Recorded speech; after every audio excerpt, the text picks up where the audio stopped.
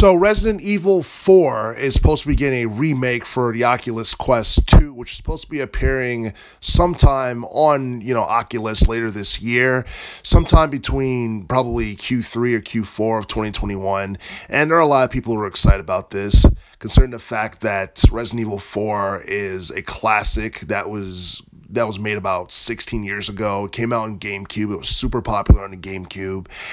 Considering the fact that it was a survival horror game, it's actually surprising that it was very popular on GameCube. But I guess, it was one of the few non-Mario, non-Zelda games that stood out that people really liked. And since then, I believe Resident Evil 4 managed to reach over 10 million copies worldwide in terms of sales across all platforms, because it appeared on various different game systems such as a PS3, Xbox 360, PS4, Xbox One, and recently I believe it appeared on the Nintendo Switch either last year or the year before that. And pretty much this project is one that Capcom is collaborating with Oculus Studios and Armature Studios with to, make it a reality for those who are huge fans of Resident Evil 4. And as far as Oculus Quest 2 is concerned, the headset is one that's actually more popular than a lot of people would probably think, because the Oculus Quest 2 headset came out back in October of 2020, and the price range was somewhere between $299 and $399, depending on, what type of headset you got. If you got the one that had more gigabytes on it, like the 256 gigabyte version of the Oculus Quest 2, that was $399 plus tax, and the 64 gigabyte headset was $299 plus tax. And since then, I believe the Oculus Quest 2 has actually done pretty well in terms of sales.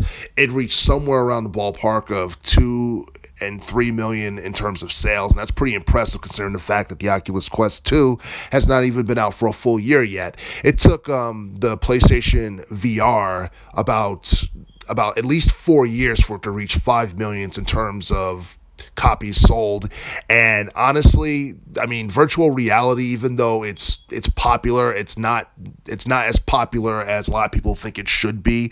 So I think that number is actually, it's pretty impressive considering the fact that virtual reality hasn't exactly become fully mainstream just yet, because it's not like it's something that everyone's doing. But I feel like, the Oculus Quest 2, at the rate that it's selling, it could quite possibly break over 5 million in terms of units sold before the end of 2021. We'll just have to wait and see. But as far as Resident Evil 4 is concerned, the remake is one that's going to be interesting. I looked at the trailer for the game.